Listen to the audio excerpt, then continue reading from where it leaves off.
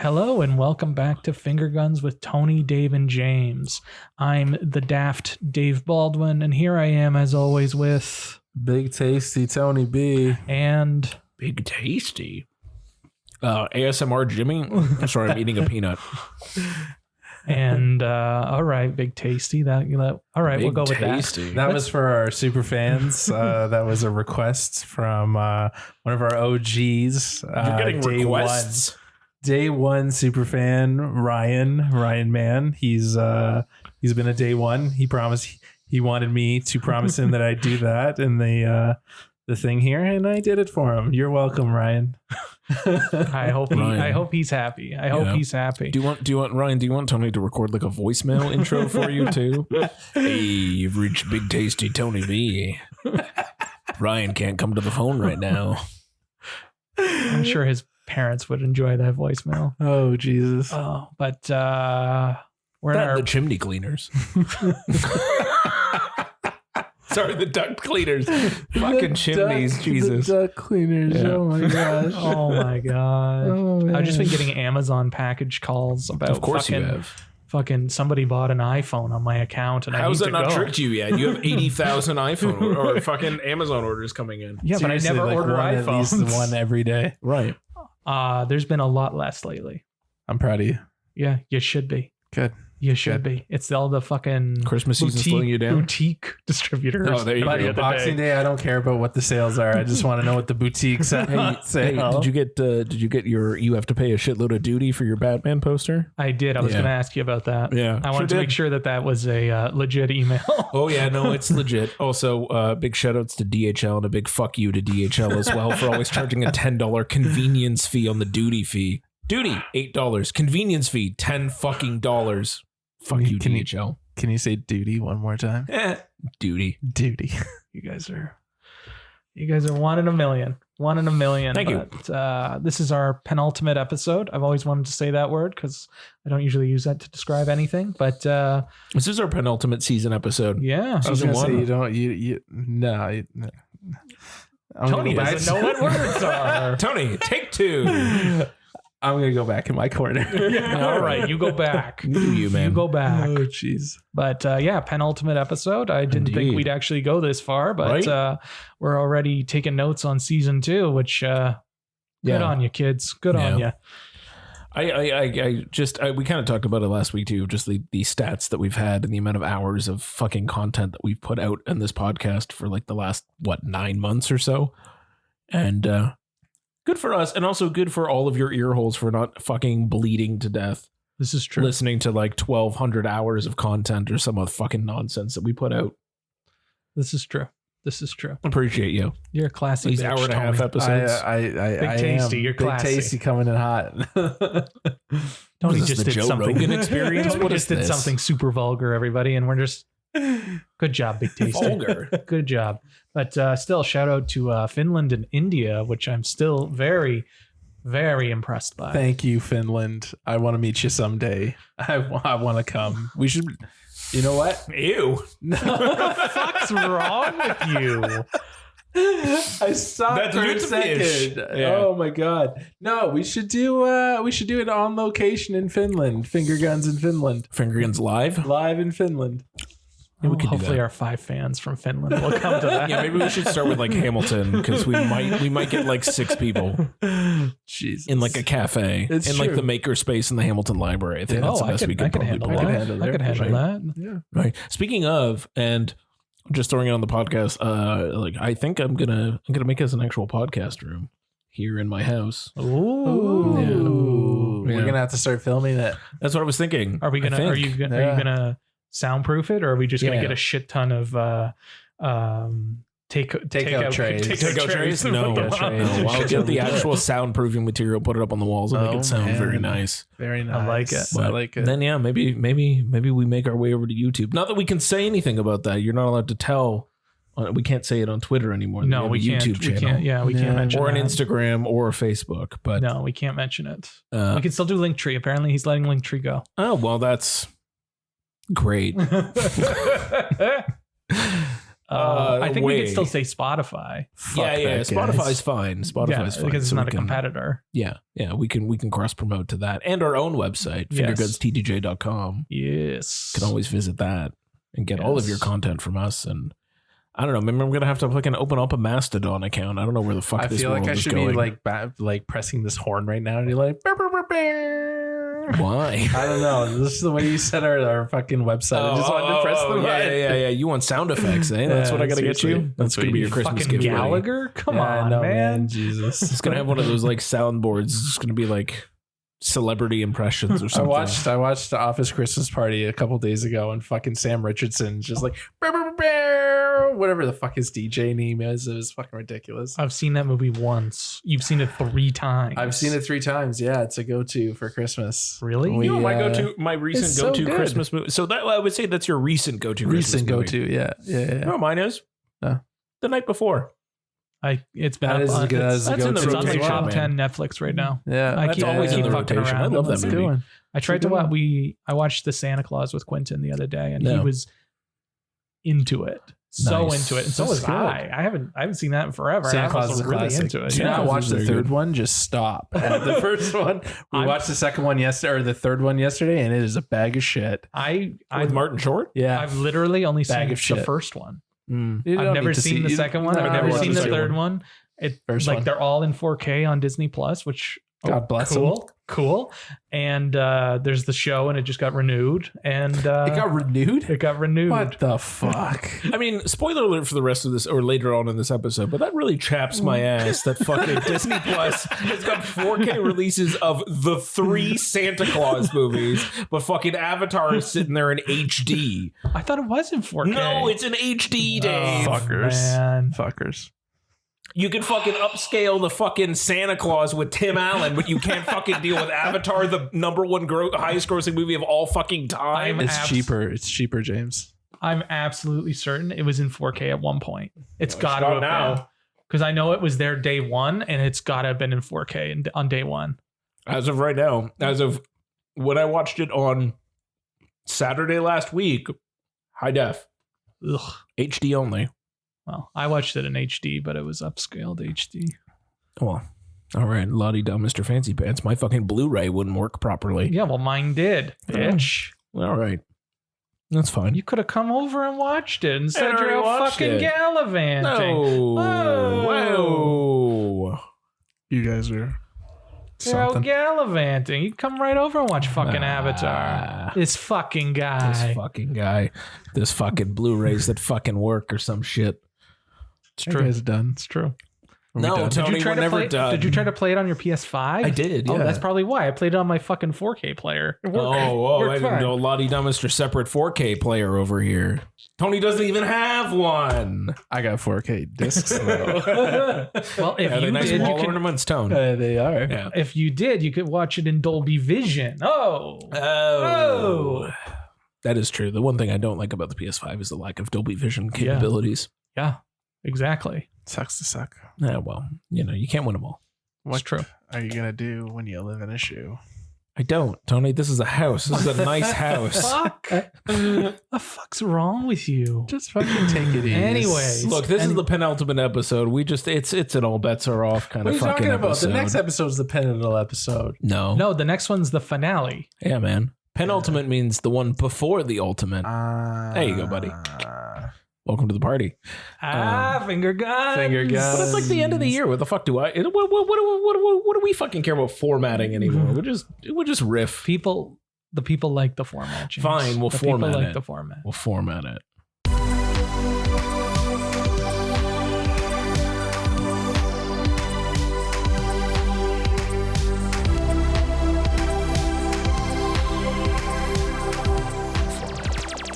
You want to talk about some movies? I do. Let's fucking talk about some movies. All right. So I'll start off. We're not going to do best, male, worst because apparently we all haven't watched enough movies. No. Let me tell you though, do not watch 8 Crazy Nights because that movie is fucking terrible. Whole movie, Tony, you just watched it? Yeah. That whole movie, technical foul. yeah. The entire film, the entire Technical movie. foul. You know, to be honest, I don't think I've ever seen it in my Don't life. do it. So bad. It my is God. the longest 70 minutes you'll ever spend in your entire life. Really? That bad? So, It's I didn't think it was. I didn't think it Jesus. felt long, but it's It took bad. Melissa and It I looks good though. The animation's pretty tries, great. James. Yeah. Couldn't do it. 5 sittings to Jesus. finish it. Yeah, That's so too bad. much. Yeah, That's it's way too too much. much. So bad. It's That's terrible. way too much. I'm so sorry. So bad. Adam Sandler plays himself and That was the era. what a 70-year-old man Yeah. and his named Whitey. Of course. and his twin sister.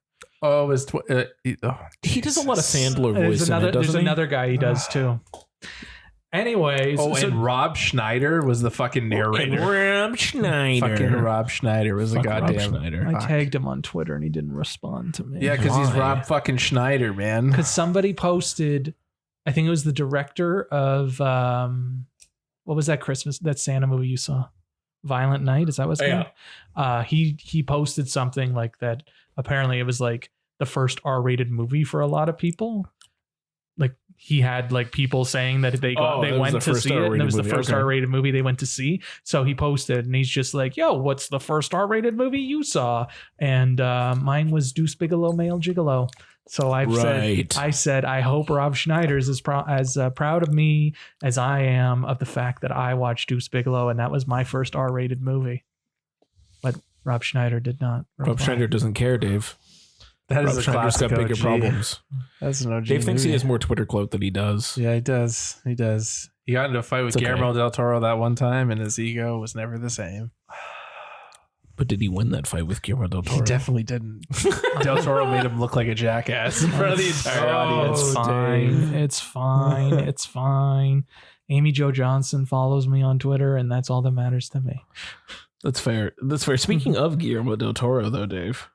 Yes, the movie I wanted to talk about is Guillermo del Toro's Pinocchio. Yeah. Which is on Netflix now. Right. I'm not sure if it's still in select theaters, but it's a stop motion masterpiece. Ooh. And it's absolutely beautiful.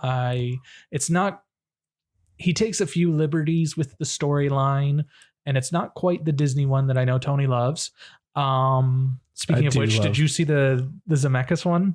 No, I didn't. Okay, because I want to it know looked your like thoughts. A bag of shit. I want to know your thoughts. Yeah, I gotta watch it. Tony's gonna do a minute where he just talks about Pinocchio, all 3 versions. Yeah. So anyways, so he takes some liberties with the story, and he moves the setting to World War II Italy during the fascist regime. Mussolini? Oh my god! Shows up. Oh my god! Yeah, Mussolini shows up. This movie is just shot to the top of my watch list. Fuck! I need to see this thing real bad. It's it's a journey, and there's some singing that's a little odd because it seems like it's at odds with the fact that Guillermo del Toro wanted to make a children's film. Yeah. But he wanted to make it his way. So it's kind of fucking bleak. It sounds like a very Guillermo thing to do. It's fucking bleak. It's like, what is it? Like that Family Guy cutaway where like Lois comes like, what are you doing? We're playing house.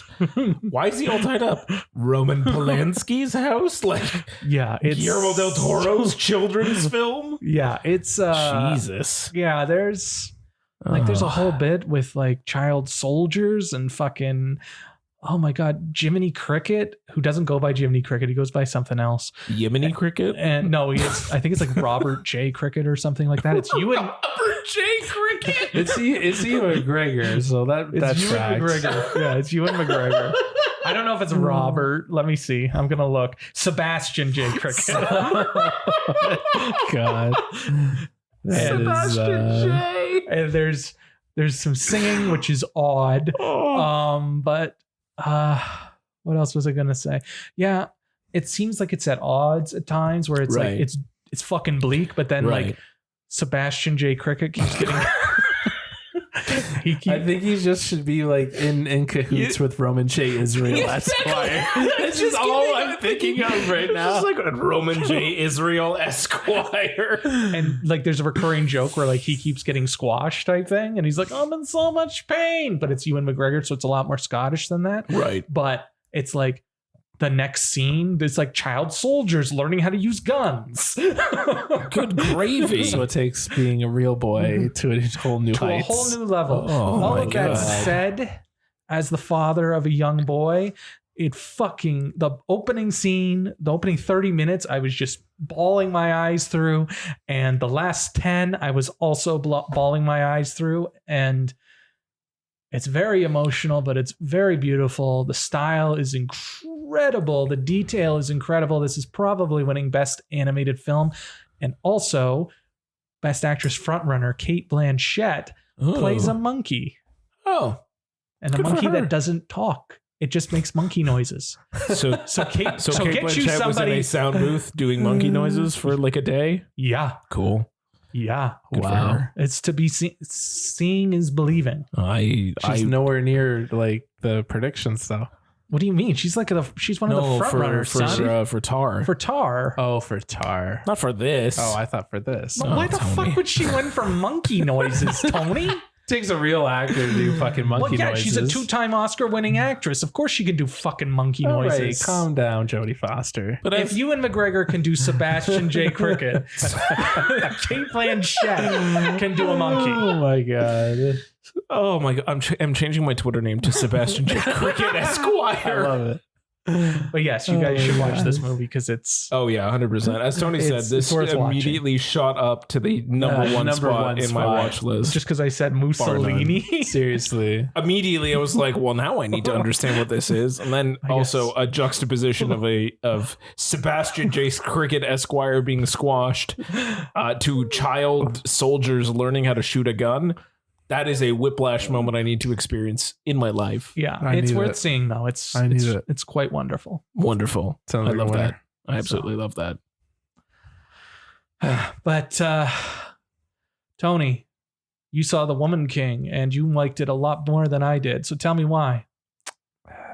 Not that I think it's a bad movie. I thought it was an excellent film, but you seem to be over the moon about it. Viola Davis she just slays, man. Sure. She's just on a whole nother level. This movie is about the agoji. Sure. That's the female. I just wanted to make sure I said it right. It's an all-female army, basically protecting the African kingdom of Dahomey. Oh wow, I'm impressed, Tony. Oh, good for you. In the 1800s.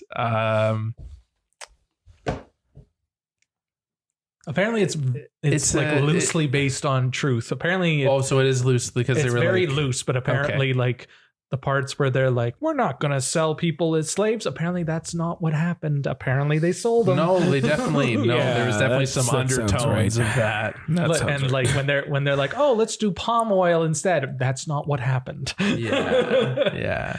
All of that said, continue. Like this movie was amazing. Yeah. Like just tracking the timeline of like the of Viola Davis like training the new up and comers and everything, and them going into battle. What's your standard? Let's call a spade a spade. It's your standard war movie. Sure. I'm not gonna sugarcoat that. Sure. But like the acting was amazing. Oh my God, Viola Davis was great. Who was the one that played the number 2? Lashana Lynch. Yeah, Lashana Lynch. Nice. Honestly, she's on another level. Honestly, man, like she is fierce. Nice. There's a bit where she's sharpening her nails with her sword. That's hardcore. Because she says like if she doesn't have the sword, she can pluck someone's eye out, and that's the end of the battle. Okay. Yeah. John Boyega's in it. He plays the African king, and he's great. Sheila Atim. I hope I said her name right. Is that who played Amenza? What about the actress who played Nawi? Nawi. Yes. I'm not going to try to pronounce that. Thuso Mebedu. She was on a whole nother level. She's also in the Underground Railroad, which I still haven't seen. I watched 2 episodes of that. But yes, she's in that as well. She was very good as well. You're right. The action scenes are absolutely incredible. The story like hooks you in. Like, excellent. I remember you get like partway through. It was like the turning point into Act 3. And they hit you with like a fucking sucker punch, and you're just it really feels You really feel it because like when I was watching it with Melissa, and I could literally hear Melissa's heartbreak when this happens. And it takes a lot. It takes a lot to like be invested into a story. And I was hooked right away. I couldn't look away. You definitely need to seek out this movie immediately. Oh wow, man! All right. We almost fit this into the schedule at TIFF, and I kind of regret not making more of an effort to try and see it. Yeah. I would have liked to have seen the Queen in real life. Yeah, that would have been nice. Oh, it would have been definitely amazing. Yeah, it's on my list for sure. I need to watch it along with a lot of other things, but it's on the list. Yeah. What didn't you like? There's about a romantic subplot that doesn't really go anywhere. That I was just like, throw this out. Yeah. And I don't know. It just didn't. I was invested, but not.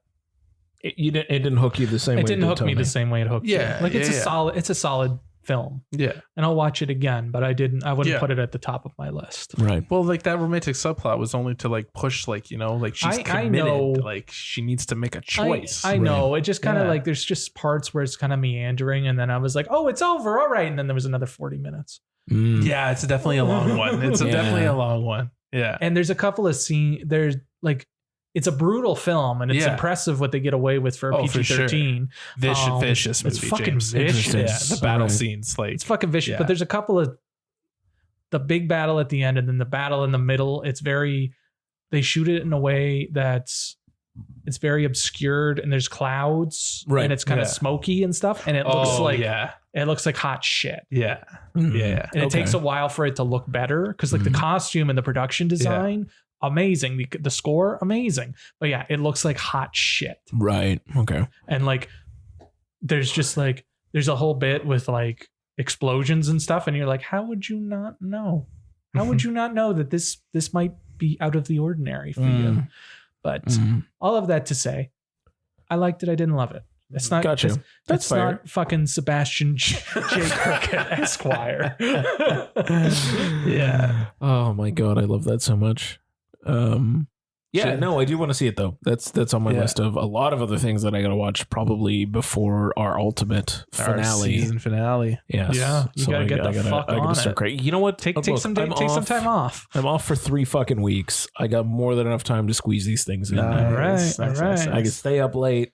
I can wake up early. I can do a Tony and start watching a movie at 5 o'clock in the morning for some godforsaken reason. Buddy, man, I finished 4 movies between 4 a.m. and 8 a.m. It's fucked up. That's weird. You saw my letterbox blow up. I did. That's weird. Yeah. It's weird. Like that's a lot of films, Tony, for a really early point in the book. I'm asleep. I don't know what you're doing. I couldn't sleep, man. Take a fucking Xanax. I don't know the fuck, man. Yeah. Take some Xannies. Yeah. Half a Zan, 15 hours till you land. Had you out like a light. Anyway, Fabelmans. I watched. Finally on VOD. I watched the Fabelmans. You didn't see it in theaters, so that breaks my heart, but that's okay. It does break my heart. The day we're recording this, it's our boy Steven Spielberg's 76th birthday, but fuck you anyway. Happy birthday, Mr. Spielberg. God bless that man. Maestro Spielberg. What a beautiful film. Right? I just enjoyed every minute watching it. It's just like a warm hug. It really is like a warm hug. Like it's not like it hooks you and it's gripping, but like it's not in a way that like it's like a good book. Like you can put it down occasionally, but like you can. It's just like it's so. Oh, and the performances in Gabriel LaBelle. So good. Michelle Williams crushing it. Yep. Paul Dano always. Seth Rogen doing a very, very good job. But like, what an emotionally heartfelt. Judd Hirsch. 8 minutes. He fucking kills that 8 minutes. Just kills it. Comes in, crushes it, and then just pieces the fuck out. Yeah. And it's like it just puts like. It adds such a level to the middle of the film that is so necessary. And David Lynch. An immediate all-timer. He walks out, and I'm just like, this is immediate all-timer. Yeah. And then hilariously, just because it was the last episode that we did, fucking he's watching The Man Who Shot Liberty Valance. I'm like, I knew it looked familiar. And then fucking he goes and meets John Ford. I'm like, what the fuck? That's amazing. Yeah. Yeah. I don't really like, I could gush all day. It's so good. And Spielberg remains one of the best fucking filmmakers that has ever existed. Yeah. And just continually goat, crushes this shit and puts out some of the best, most beautiful thing. I even loved the last fucking shot of this movie. Oh yeah, that's a great shot. Yeah. Where it's like him walking down the lot and the fucking horizon's in the middle and then it shifts because then it's interesting. And I was like, ooh, I love it. I loved it so, like, I just loved it. It was so weirdly meta without being super like autobiographical. It was just like the air of it was all in there. Mm-hmm. John Williams score. John Williams crushing it with a score. Paul Dano delivering an incredible performance. Those moments towards the end with the letter from CBS even, and just like his utter, like he sees that photo and just his utter like a breakdown from it. The production design, the cinematography, everything. just everything. The wonder in Gabriel LaBelle's eyes. Right? So and the young boy who played him, Sammy, at the beginning. Yeah. Just incredible. And that whole little subplot with the girl who wants him to take what does she want him to do with Jesus? Oh, accept him as his Lord and Savior. Yeah. He's got to believe in Christ. Ask God to enter him. Yeah. So he can enter her. Yeah. Good for him. I was like, Jesus. All right. Good for him. She was great. She was great. Yeah. Yeah. Oh man. Even that scene with his high school bully in the hallway and just like his sort of come to Jesus moment after he like saw himself reflected and just it was also like, it was just so, and also anti-Semitic fucking jerk. There was a lot of anti-Semitism that was uncomfortable. But that's what he had to twas deal the with. times. Twas the times. But yeah, I thought it was beautiful as well. It's one of my favorites of the year. And yeah, people went bananas for that last shot you're talking about. It's so good. Yeah. It was just like so perfect. And like, I didn't even notice it until it adjusted and I went, we just talked about that. I don't. Do you remember? Of course I remember. I don't know. You're just like looking at it. What do you call it? When you guys were Ford. talking about that at the press thing after the movie we saw, he said that there was a part at that scene where you hear his voice, like old Spielberg, yell "cut," and it like fades to black, and they got rid of it because he said it was too meta. Yeah, it's a little bit too meta. Yeah, that's fair. That ending was a lot better. Mm-hmm. It was just like very much, that was the wink and the nod that you needed. Yeah. Without it being like way too over the top. No, it was a good choice of them. Yeah. Just immediately watch it. It's Spielberg. I mean, like, if you were a fan of Spielberg, if you grew up watching Spielberg's movies, I know not a lot of people saw it, but even fucking West Side Story was just fucking incredible. It was well done. That America scene. It's incredible. I want to be in America. I can't sing it. Please don't. Let the Broadway cast sing it for you, I'll let Dave. them sing it. I'll let them sing Let the it. original movie cast sing it for you. A friend of mine, he thinks that the last 20 years of Spielberg has been shit. That he's just been phoning it in the whole time, and that the Fabelmans was just kind of eh. And to that, I also think, because he's comparing it to like the mythical Spielberg, right? The Spielberg who made Jurassic Park, Jaws, E.T., fucking Indiana Jones, Close Encounters, like the GOAT and Schindler's List, sure. Versus The Tourist, Minority Report, Catch Me If You Can. He never did The Tourist. What's it called? The Tourist? No, not The Tourist. The Terminal. The Terminal. The Terminal. Yeah. The Terminal. I like Minority Report. I like Minority Report a lot. I like Catch Me If You Can. I do like Catch Me If You Can. I like The Terminal. I like Munich a lot. Yeah. Oh, Munich. That's a movie I haven't seen in ages. Lincoln, I'm not a big fan of, but I can appreciate it. Incredible performance. I like War Horse. I know you guys fucking... War Horse was nice. Tintin. Yeah, fucking Ready Player One. I liked Ready Player One. The Post. I mean, are they amazing? Bridge of Spies. Yeah. They are all amazing. They're all incredible films. Some of them lesser than the others, but phoning it in is not the correct word. He's definitely not phoning it in. Yeah. He is always giving it his all. Sometimes they work better than others, but I mean, everybody's going to have their ups and downs. Like you can't You can't deliver fucking 5-star movies every time. Yeah, but you even also still, can't compare fucking the Fabelmans to Jurassic Park or fucking Jaws. Yeah. At this point in our lives, Jaws is on the pedestal and it's always going to be on the pedestal. We can't take it down. So it's hard to compare it to that because we also didn't live through that, right? No. Yeah.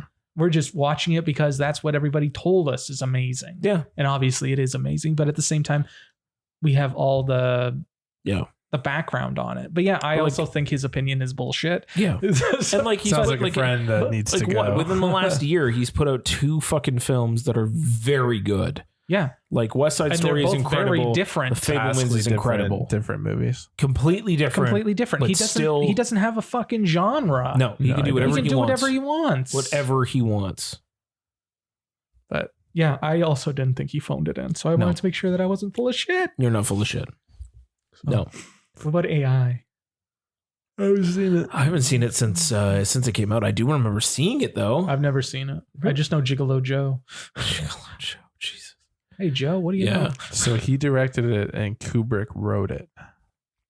It was like Kubrick's baby, and then Kubrick died. So he's like, I'm just going to continue. Yeah, So, he took over for him.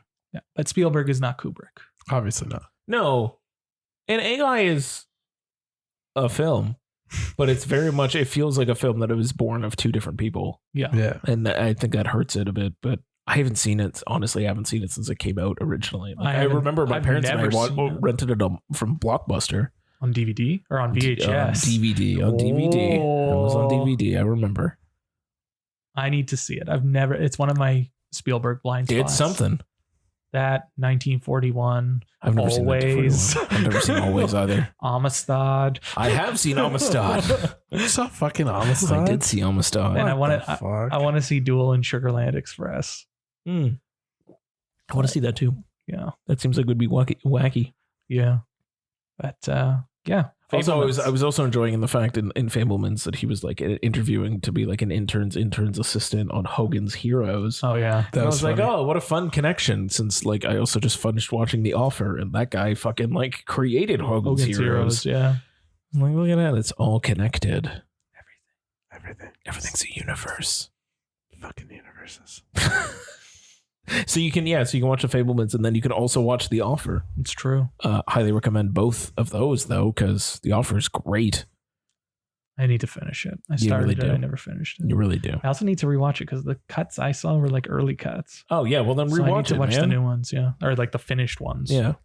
But since we're talking about old Hollywood, let's go even further back because Tony and I had the great privilege of going to a screening of Babylon from Damien Chazelle. Oh, Damien. And it is Tell me, please tell me. it's 3 hours and 10 minutes of fucking It's Wolf of Wall Street with more cocaine. yeah, it's on coke. It's a journey. It's a journey. Yeah. It is hedonistic. It is over the top. It starts with a elephant shitting on the camera, and I'm not even kidding. Oh my God. And it's fucking nonstop. It's nonstop, and it's fucking like swing for the fences. Yeah. Like it doesn't really it's take La La all or Land. nothing. It's like Tony mentioned Wolf of Wall Street, just like the energy of Wolf of Wall Street, but it's more akin to like La La Land on cocaine. Yeah. Okay. So yeah, okay. La La Land, but it doesn't stop. Yeah. You know that like that scene on like the fucking on the freeway? Yeah. That it just keeps for going 3 hours. There's a bit at Damien. the opening, not the opening scene, but like the opening, like the first act is entirely set at a party. And it's a fucking wild, like there's an active orgy going on. There's an elephant. There's somebody peeing on somebody. There's people ODing, doing cocaine. They're dancing. It's Jesus. fucking bonkers. Goes to a fucking drug room. Oh, you want cocaine, heroin, mushroom? It's marijuana. It's all right here. It's fucking nuts. And the score is fucking just smacking you in the face the whole time. Like the score doesn't stop and the camera doesn't stop. And there's just few shots that are all like one take shots or edited to one take, or they do the thing like they did in La La Land where I don't know if you guys ever saw the behind the scenes video, but he's holding the camera one way and then Damien taps him on the back and then he flips it and then he taps him again and he flips it again. And like that's all done in camera. That's not an edit. That's a done in camera. Right. So they do it again in this, but it's the production design, the costuming, just the look and the love and the feel of this movie is out of this world. It's all there. It's all there. Like a lot of people it's a kind of a divisive film, but like if you're on board for the hedonism, the drugs, the sex, you got to get on board quickly. Cause if you're not on board I would say that opening 40 minutes, if you're not on board, right. Because the friggin' title card doesn't come up until at least like, I after would say that scene, 35, 40 minutes into the movie. Oh, the R special. Yeah. So if you're not on board by that title card, like don't even bother watching. Just leave. Yeah, just leave. Just leave. done. You're done. Just leave. All right. And Brad Pitt is amazing in it. Margot Robbie is outstanding. Right. Fucking who else fucking rocks this movie, Tony? Tobey Maguire. Yeah, Tobey Maguire shows up. Oh my god. Diego Calva, he plays Manny. He's like the lead. He's kind of the movie that they pin the movie on him, and he's wonderful. Amazing. It's like an instant Star is Born style stuff. Just the emotion and the like it's riveting watching this guy because he's basically a Mexican immigrant who wants to make it in Hollywood, and he'll do whatever he has to do to get there. Yeah. And just watching his track, it's riveting to watch. Okay. And he's so fucking good in it. And he steals scenes from everybody. Right. Yeah. But him and Margot, amazing together. All right.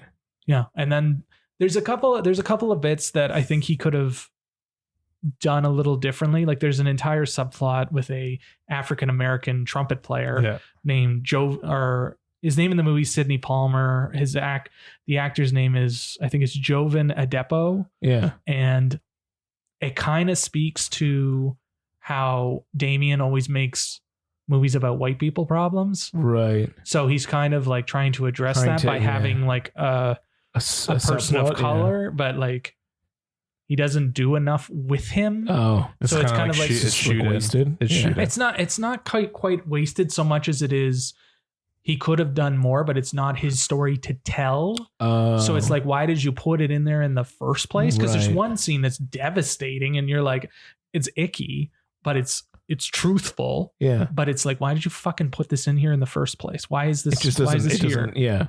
Why is this here? He doesn't like. He just keeps popping up. Right. And it's like, why is this here? Right. Like, put this away. Like it doesn't belong. It doesn't belong. Yeah. Gotcha. It doesn't belong. Gotcha. But the score.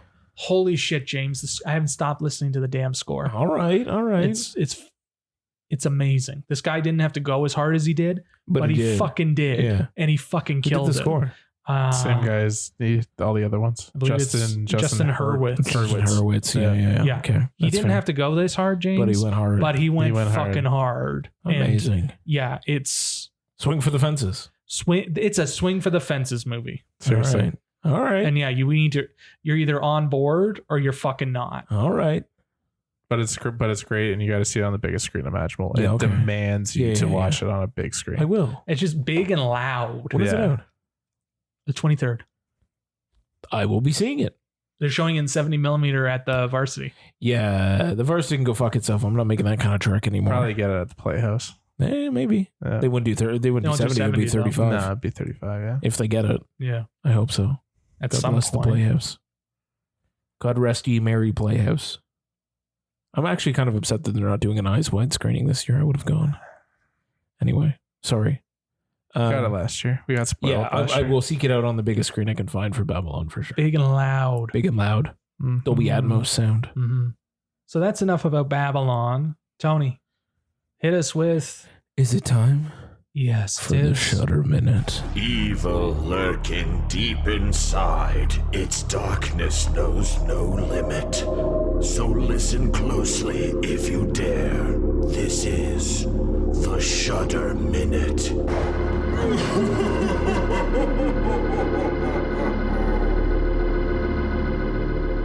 So fucking great jingle. It's funny that funny that we don't hear the jingle when we're recording, but Tony's still vibing out as if the jingle's on. Tony plays that jingle in his head, man.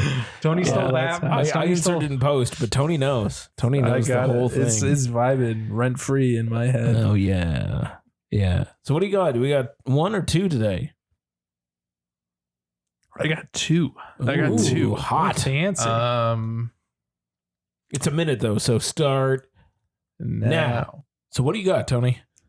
Actually, I got 3. Three. I got 3 only because the one is like a twofer. So what? 22 seconds of film. Go.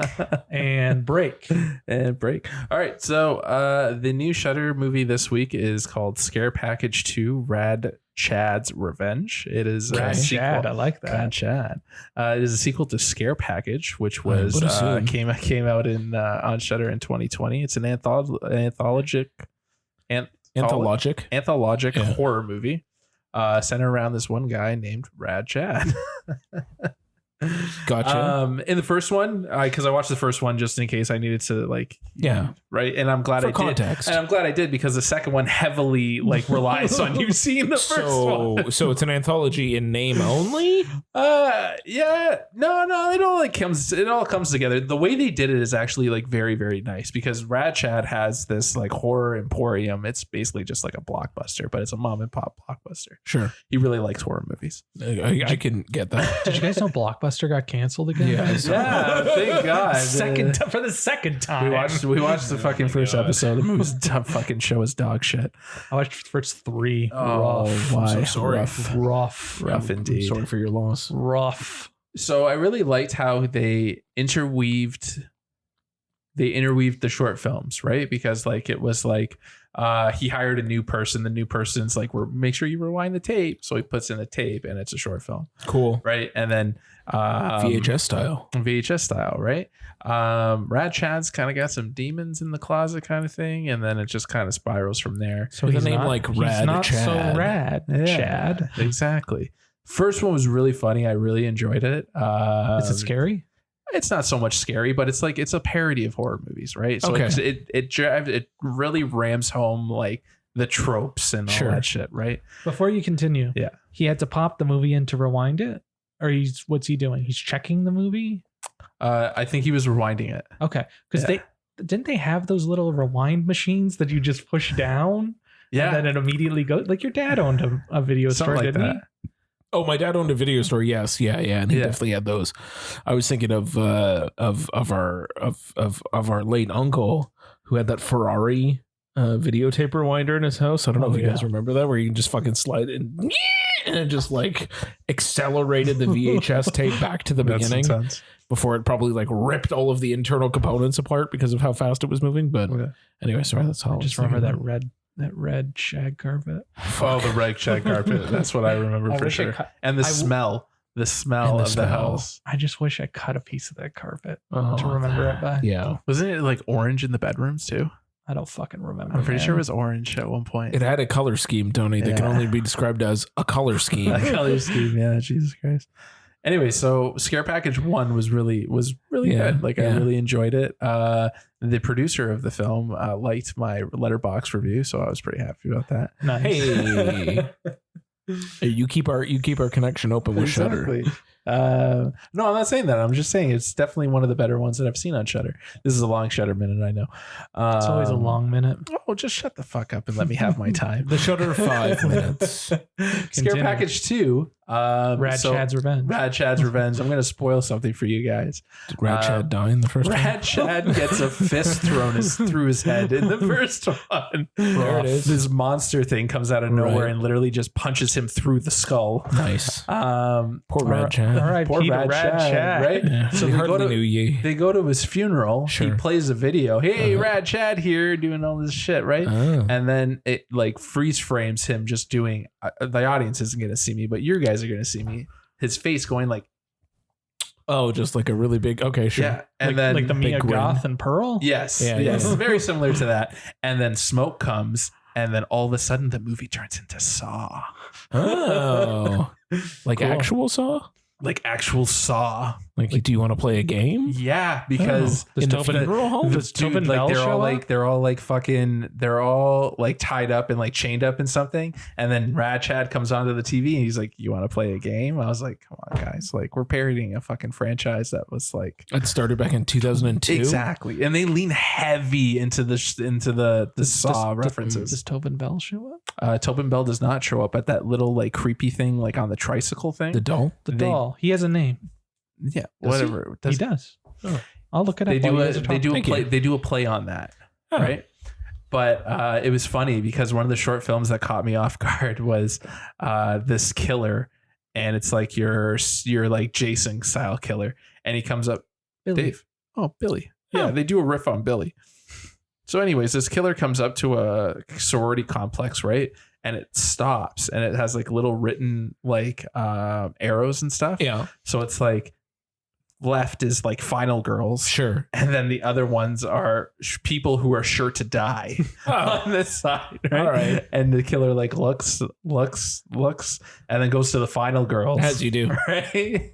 So then the final girl, like the one girl, they find a killer. They look, one dies, and the one final girl's like, this doesn't make any sense. She had a career. She was doing good. Like, she was on the up and up. All right. And then final girls just getting killed one by, and then of course the one who's sure to die, the cheerleader, comes and saves the day. Of course. As you do. You're trying to say that Saw isn't relevant. You're trying to say that Saw is not relevant, but they're making Saw 10 right now. I know. In Toronto. As we speak. You might be fucking loading it out. I mean, it's dark outside. They're definitely shooting Saw right now. Probably. Right now. And Tobin Bell's in it again. Jesus. He's actually As he's a like video? no, he's the lead. Oh, what? Man, I don't know. That movie's Jigsaw's origin again. That series, the continuity of that series leaves a lot to be anyways desired. This is getting on. This is the most fucking time the Shutter's Minutes ever had been on. Do you guys remember the guy in marketing in Mad Men? Yes. Vaguely? He's in this movie. Oh. Is that what his credited name is?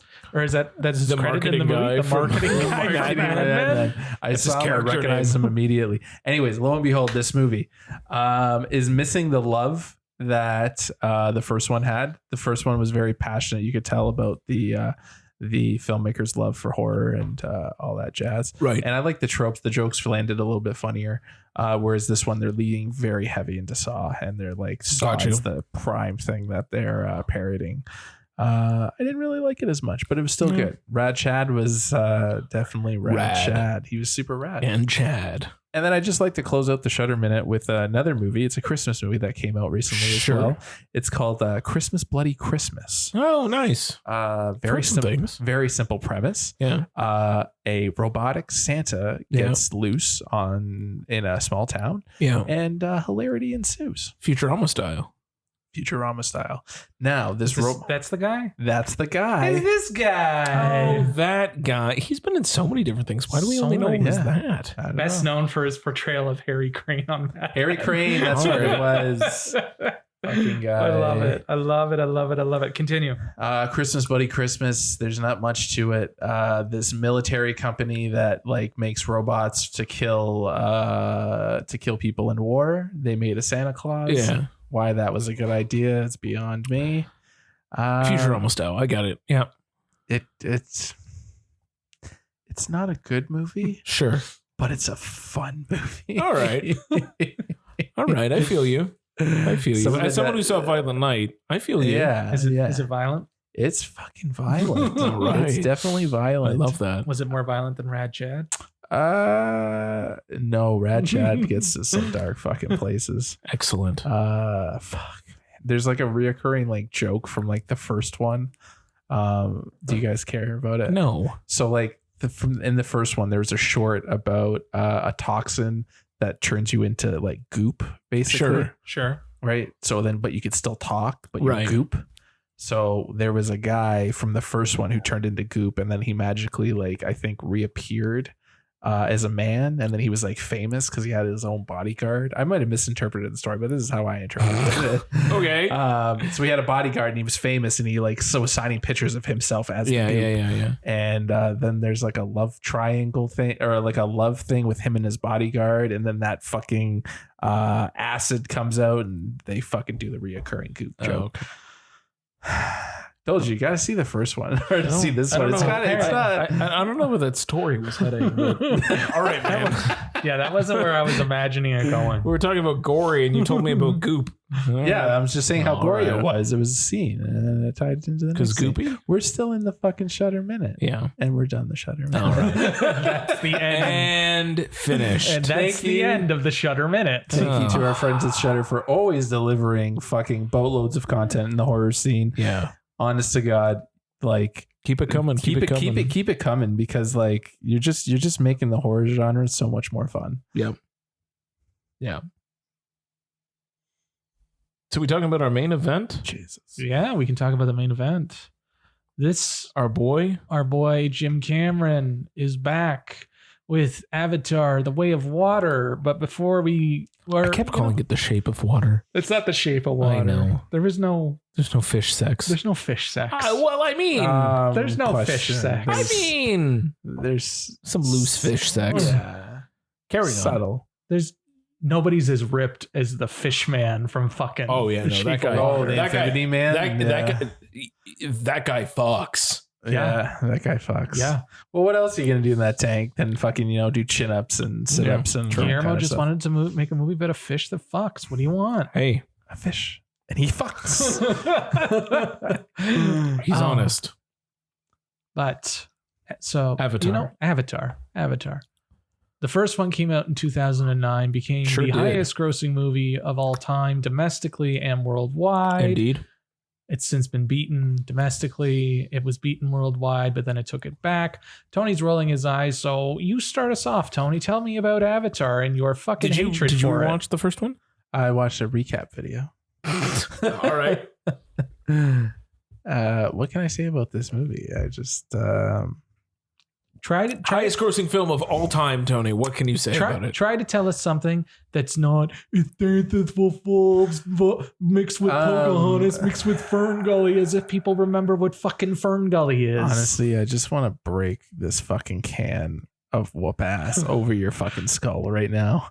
Like, do you remember Fern Gully? No. Yeah. Anyways, nobody remembers fucking Avatar Fern sums Gully. it up. The army, they want this like little like vibranium little fucking stone thing that's under a fucking tree of life on this continent named, or this planet called Pandora, which is inhabited by the Na'vi. By the Na'vi. Unobtainium. Okay. So they want this thing, so they embed this soldier, paraplegic soldier, twin into a avatar of the Na'vi, and he becomes the Na'vi. And basically they make this unspoken like sell your soul to the devil deal, being like, if you get me this, what's it called again? Unobtainium, we'll give you legs. And he was like, it's not quite to get them to get the unobtainium as much as it is to get them to vacate the tree so they could go fucking mine the unobtainium. Yeah. They want the unobtainium. But wait. Okay, this is still okay. So he's like, sure, skibbity doo. Like, I want legs, so let's do this. Yes, I can't imagine Sam Worthington saying skibbity doo, but he probably did. He was brooding. He was like, skibbity doo, let's do this. That's actually not a bad. That's not a bad Sam Worthington. Also, he looked fucking silly with long hair. Yeah, he did. Oh yeah. So, anyways, he gets himself implanted, finds friendly with a female Na'vi. Correct. What's her name? Neytiri. And then he gets in good with her. He starts to learn the ways, and then all of a sudden, he's just like, you know what, man, this isn't a good idea. These people are good. They keep to themselves. They don't cause any problems. Yes, we're not going to do this. Correct. And then he goes back and says he's not going to do this. The buddy, Major Chip Hazard, Miles Quaritch. Oh man, he's over the top. And he's like, no, we had a deal. You're going to do this. And he's like, no, fuck you. Fuck you, man. Fuck you, man. Not going to do it. And then they have a battle. And then that's the end of Avatar. Wow. You know what, Tony? It's not a bad synopsis. You just summed that movie up quicker than your Shutter Minute. Yeah. That's pretty good. Maybe you should work on your brevity. Yeah. You should work on your brevity. Yeah. You know what? No. Okay, so you didn't rewatch Avatar. No, I didn't. I didn't have time. I was trying to I had other things that I had to do. And we were What? Big Jim would not be a fan of how you're talking. You know what? Somebody needs to pull Big Jim's dick out of his mouth right now and stop drinking the Big Jim Kool-Aid. James, you rewatched Avatar. I did rewatch Avatar. And in HD on Disney Plus because it's. How did you feel about it? So I was trying to recall when I started watching it as the last. Like I know I saw it in theaters.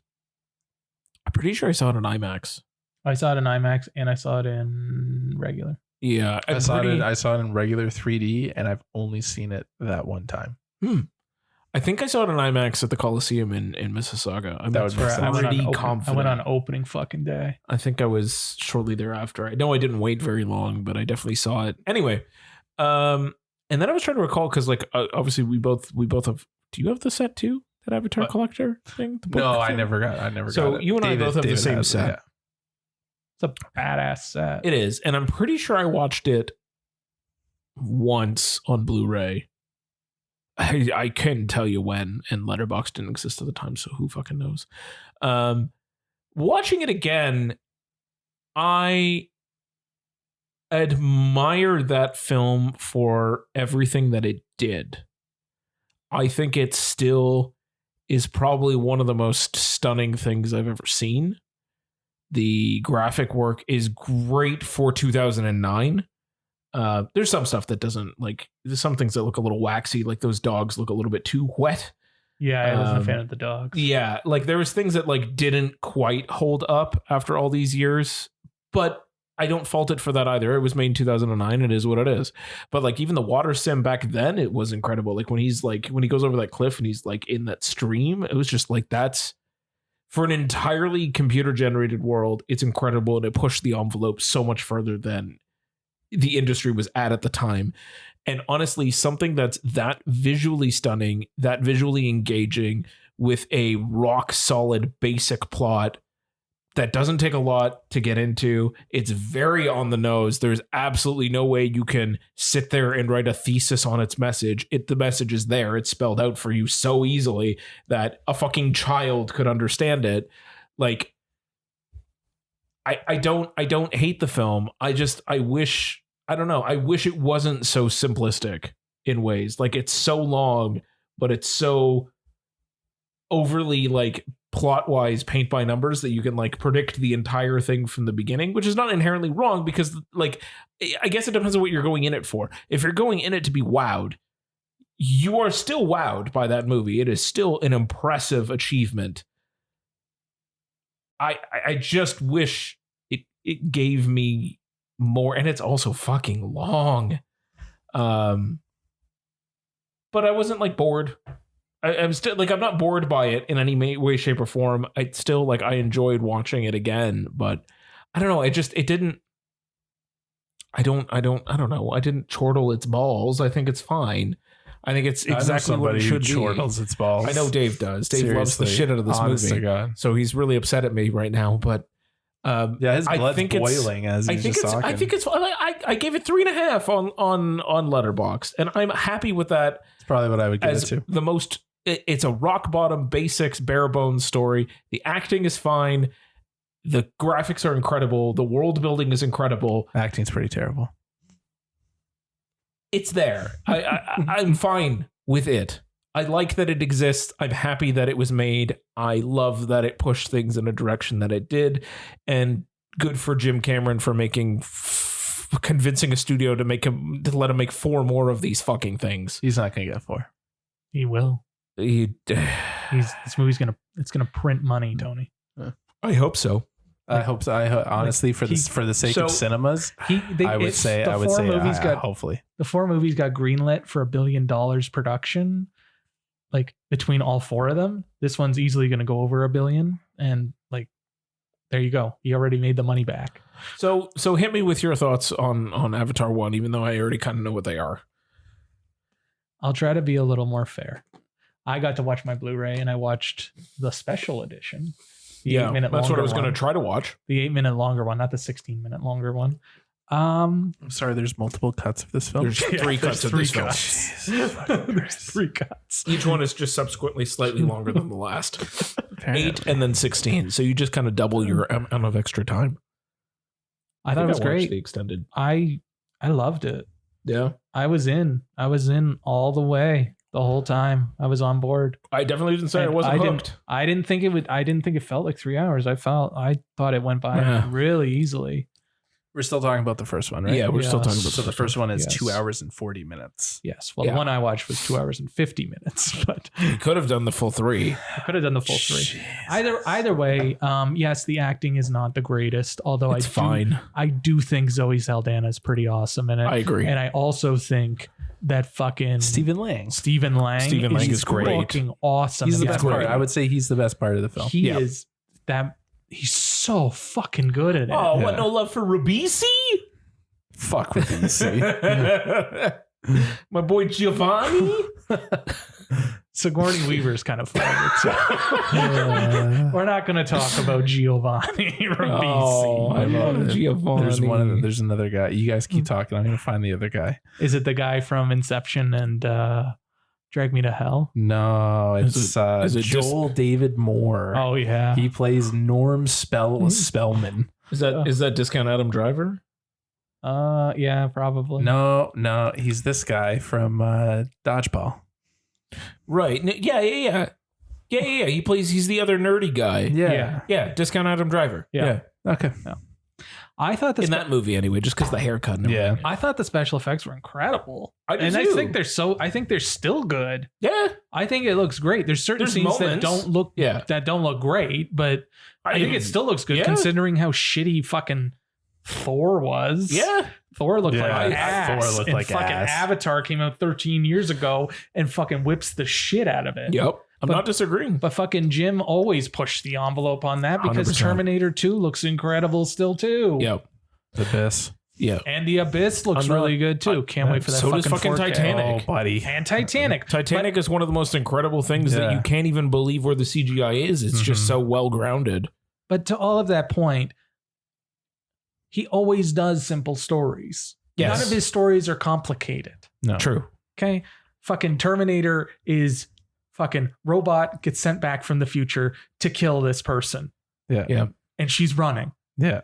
And somebody's there to save her. Yeah. And then in Terminator 2, it's the exact same fucking plot, but there's a kid in it. Yeah. And they do an Uno reverse card. And fucking aliens, they go back to the fucking planet and it's a war movie and not a horror movie. Yep. Titanic is Romeo and Juliet set against the Titanic sinking. Yep. When people say he makes simplistic plots, that's fine because he's not a man. He's not a man. He's a lot like Guillermo. He doesn't set out to write a masterpiece, but the man knows his spectacle. The man knows how to put butts in seats. He knows how to keep you entertained. He knows how to draw you in. And that battle at the end of Avatar 1, still incredible. It's amazing. And we'll talk about Avatar 2 in a little bit, but it's amazing. The man knows how to craft a well thought out action sequence, no matter the length. It could be the entire fucking movie. It could be the third act of a movie. He can craft something that will just keep your eyes glued to that screen. I cannot fault that against Avatar 1 because I couldn't look away. And I was watching the whole fucking thing. And the bits where they're on top of the fucking dragon, flying dragon things, that's amazing. Yeah. It's so good. It's so good. I showed a clip of it to my son with the flying, and he was just, his eyes were wide. He couldn't get enough of it. He thought it was incredible. Yeah. So I thought it was great. I loved watching it again, and I was very happy watching it on my Blu-ray. Yeah, well, enjoy, Dave. I watched it on Disney Plus. It's fine, but also, Is it it's fine. Whatever. Well, I'll buy the fucking 4K in a few months anyway. 100%. And I don't fault this movie for anything. I don't hate it. I don't even think that it's just fine. I like it. I don't know. I just think without it, we wouldn't be where we are now. Oh no, exactly. MCU wouldn't exist. MCU would not 100%. exist in the form it looks now. Its place in cinematic history is completely well-founded, deserved, sitting at the top of the box office, is 100% deserved for this movie. Yeah, none of this bullshit about no fucking cultural impact. None of this, nothing would exist now. It had cultural impact, just not in the same way that people are thinking. They're thinking about it in terms of like cinematic classics, but we're talking about it in terms of pushing the envelope of cinema and computer graphics and everything forward by an entire generation. Yep. It has its place and it deserves its proper spot. It fucking inspired all these fucking stupid 3D fucking effects on all these movies, and none of them looked as good as it did in Avatar. Yeah, exactly. 100%. I can't fault it. There's nothing to fault technically in that movie. No. It's great. No. And the score is great too. It's stunning, and it's a stunningly well-made movie. It's just, could do some better acting. Which brings us much better acting to Avatar: The Way of Water. Tony, let's start with you. Jesus, because fucking Christ. James saw it in 2D, which makes me very, very upset. 2D, 24 frames per second, like a proper movie. You should be embarrassed. I'm not. I'm not at all. You should. I hope Jim comes through the door right now and just smacks you. You know what? If he wanted to, that's okay. Because A, I'd been smacked in the face by Jim Cameron, and that's a life goal of mine. But B, you fucking chose to put it out that way. Yeah. You give me the option. I'm going to take it. I don't think it was his choice, but he's going to pimp slap you. That's fine. Let him. So I saw an AVX D-Box, high frame rate 3D. Were you sitting in the D-Box seat? Of fucking course I was. Cool. How was the D-Box? D-Box was fucking amazing. I continue my path of picking the right movies to see in D-Box. Right. This is the fourth movie I've seen in D-Box behind Deadpool, which was great. We saw The Hobbit, Battle of the Five Armies. Yeah, the last one. Interesting choice. And in high frame rate. In high frame rate too. And my personal favorite, Mad Max Fury Road. Oh yeah, that's a good one. That was a goodie. Every time that one would have been cool in fucking 40X. Oh yeah, that would have been awesome in 40X. Yeah, that one was really good. But true 40X, not that bullshit that we got. Ours was like 95%. I almost did Avatar in 40X, but I wanted to coast. I wanted to coast Melissa. Bring towels, man. Yeah, it would have been wet. Wanted to bring her in. I didn't think Melissa was gonna do D-Box good because she gets motion sick, but she fucking loved it. Well, it's a good thing she didn't do Top Gun in 40X because that was like whiplash, Tony. For sure. I needed a neck brace coming out of that fucking thing. James was thinking about getting popcorn. I was like, no, don't do that. It would have immediately been all over the row behind me. It was better than the first one. You liked it better? I liked it better than the first one. Fair. The high frame rate was a little weird. Yeah. Very PS5 game kind of thing. Too in smooth. Some parts, too smooth. Well, it's very jarring. We were talking offline. Yeah. I know when Dave likes to talk offline. It's very jarring going from a high octane, high frame rate shot to a static cinematic shot. Right. Like it does. I know Dave's blood's fucking boiling. No, it's not. No, I'm listening to you. I'm just happy you saw it in high frame rate. Like yeah, you should. and like the high frame rate was like I should. No, get the fuck out of here. It was decent. Like it wasn't anything to like complain about or anything. But like I said, it was jarring going back and forth. Sure. And some scenes it worked, some scenes it didn't. But I will say I liked it much more than the first one. Yeah. Oh, that's good. You could tell, and I'm going to be disappointed. And I'm disappointing some people because some people were expecting me to fucking shit on it. Like I've shit all over the first one this entire week leading up to this episode. I've just been going on fucking tangents about the first one and how much I fucking hated it. All right, so it's at a low enough 3.5. How did you hate it? That's hate for Tony.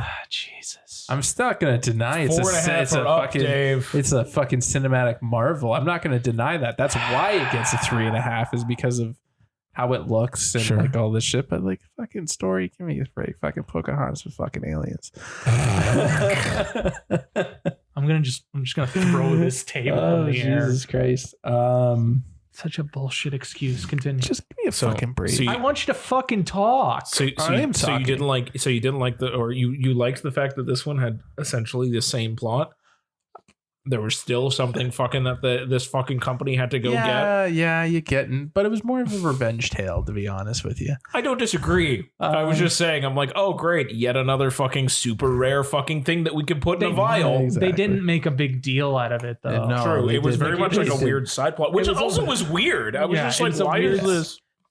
That was my issue with the movie, was that there was why is this here? There's so many weird side plots. Yeah, and like he's planting seeds. I know he's planting seeds, but at the same point, at the same time, 3, 4, 5 in the spinoff. There's a difference between planting seeds and putting these weird fucking subplots in there. Yeah. I wouldn't be surprised if there was an Avatar TV show coming to Disney Plus soon.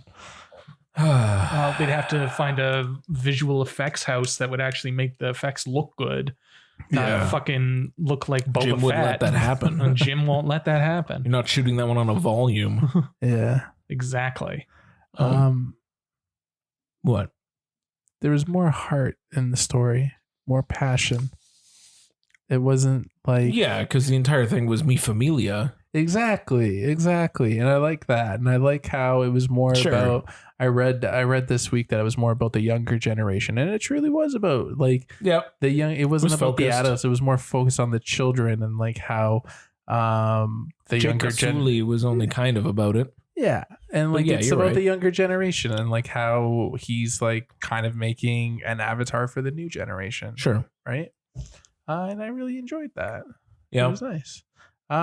It wasn't like blow your balls off, like fucking like suck my dick, like this is the best movie of the year. Sure. Wasn't that at all. Nope. No, I wouldn't even say it's top 10 worthy, but continue. It inches up there for me. It's close, but I wouldn't say it's top 10, but it's a solid entry, and it's a solid I would say it's a solid return to the blockbuster movie. Sure. Yeah. Well, Top Gun came out too. Right? Well, obviously we got spoiled. Top Gun crushed it. Top Gun did crush it. We got spoiled. So I would say the big two blockbusters this year were Top Gun and Avatar, obviously. Yeah. Well, that's fair. Yeah. That's totally fair. And I agree with you. I think Avatar, the way of water, I keep having to like sub out shape in my head. The way of water is fine. No fish fucking in this one. It's fine. TM. Trademark fine. It's fine. I'm listening. I like it exactly the same amount that I like Avatar 1. I don't hate Avatar 1. I don't hate this movie. I think they're both fine. It's the true return to form of Jim Cameron. It is a truly simplistic idea. Family is everything. Family's everything. Do anything for family and stay away from the bad guys. Correct. A child could understand exactly what this movie is about. And violence is bad. Vin Diesel creamed his fucking pants watching it. And there wasn't a Corona in sight. I don't even know how they pulled that off.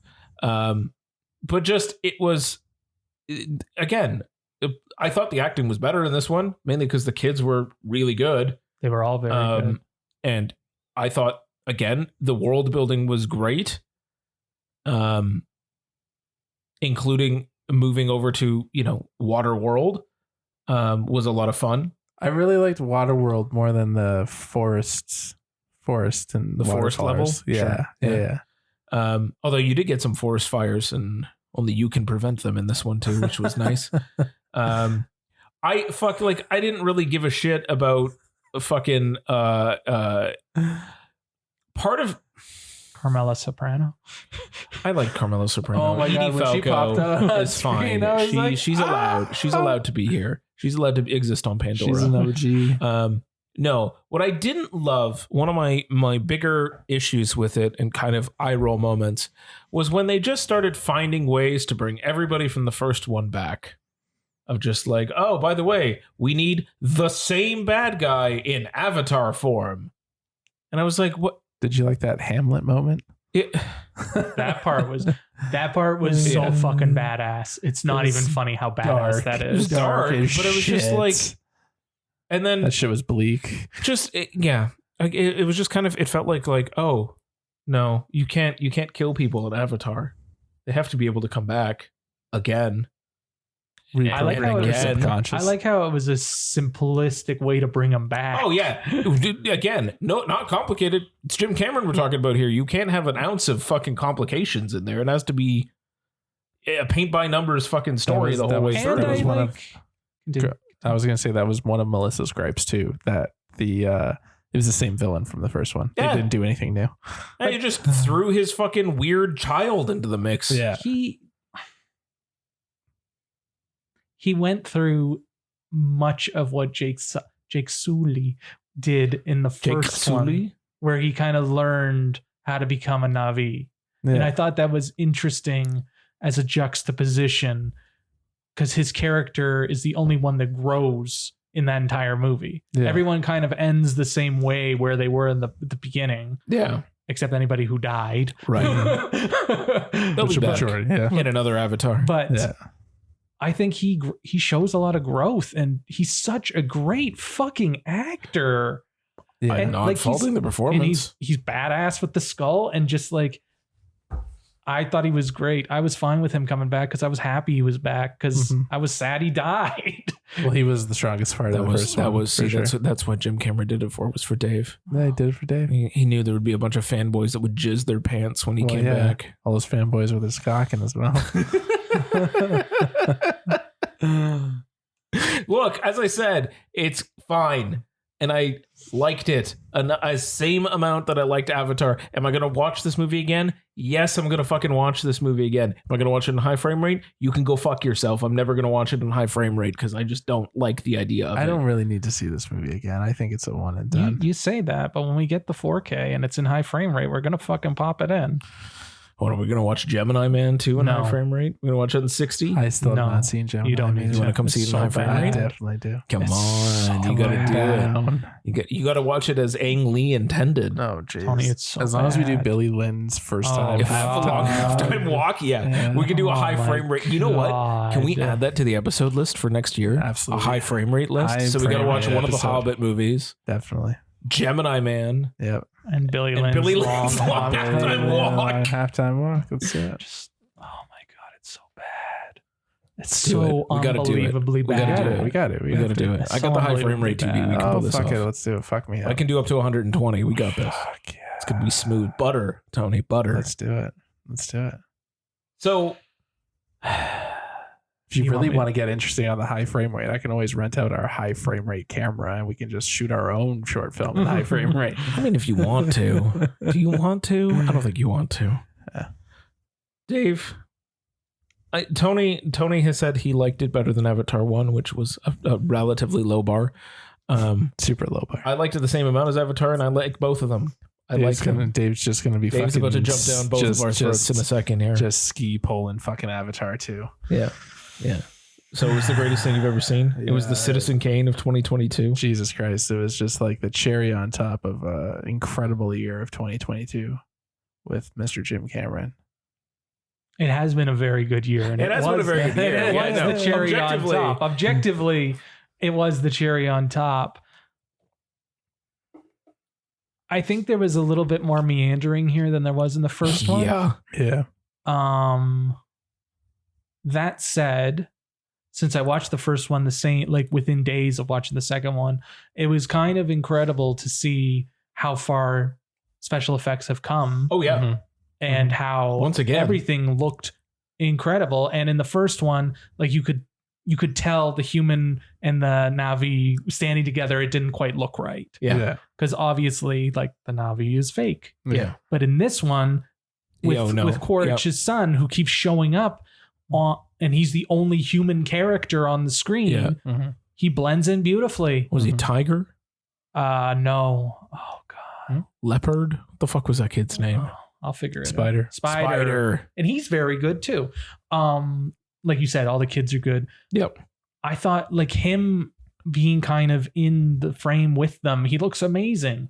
Yeah. It looks so I did good. Nothing in this one, like by comparison to watching Avatar now, where there were moments in Avatar where you're like, oh, okay. And this one there weren't. Nothing. It's it's fucking flawless. Yeah. And literally every scene underwater in high frame rate was fucking incredible. The underwater stuff. The underwater stuff is amazing in high Right. frame rate. It looks so fucking good. Like some of the stuff out of the water in high frame rate, yes, I get where the PlayStation cutscene things come from, but at the same time, it looks great and it looks a lot more natural than fucking the Hobbit Battle of the Five Armies did, where you could see where the props were. Yeah. Oh yeah. Because it's so digital. That was a PS2 game. Because it's so digital. Like you can it's flawless still. Yeah, it's a little smooth, but it's still flawless. You're not seeing where the fucking strings are. Yeah. And it doesn't look like complete shit like Gemini Man. Yeah. Yeah. Like I think you can only see Gemini Man in high frame rate. We watched it in non-high frame rate, and it's one of the worst things I've ever seen in my life. It's pretty fucking bad. But I heard the high frame rate is very cool. Yeah. So I thought, it takes a little bit to get used to it bouncing sometimes in the same scene, but it didn't make me feel any different than what Chris Nolan does with an IMAX camera. Yeah. Where it goes in and out all the time. If you can get past that, then you can get past the high frame rate. Yeah. Right. And you can get on board with the high frame rate because he doesn't just use it for funsies. No. Like it feels like he's using it on purpose. Yeah, like there's a reason for it. There's a reason, as opposed to Ang Lee or Peter Jackson, who just shot it the whole time like that, to the point where it's fucking fake. To its detriment. In fucking Billy Lynn, Steve Martin's in it, and he has a longer nose and he has a chin. Yeah. He has a bigger chin. And you could, when I saw it in high frame rate, you could see basically where the makeup started. Right, because there's no motion blur, so there's no motion blur. Like there's no blending. You can't hide anything. You can't hide anything. But because this is all CGI, you can definitely do whatever you want. Yeah, and that's where it works. But that's also where I totally understand like the PS5 cutscene comparisons because it's entirely CGI, much like any video game is. Yeah, like I get the comparisons, but I don't think it's a detrimental thing. Mm-hmm. I think it still looks great. And again, he shoots action incredible. There's so many action beats in this movie that are fucking immediate all-timers. Yeah. I only hope that like, because Hollywood has a tendency to always learn the wrong lesson about things, that it's not, this is now the high frame rate revolution. And like, you remember how like 3D was when like Avatar comes out in 3D and then everything had fucking 3D in it when it wasn't necessary and it was all fucking stereo up converted shit.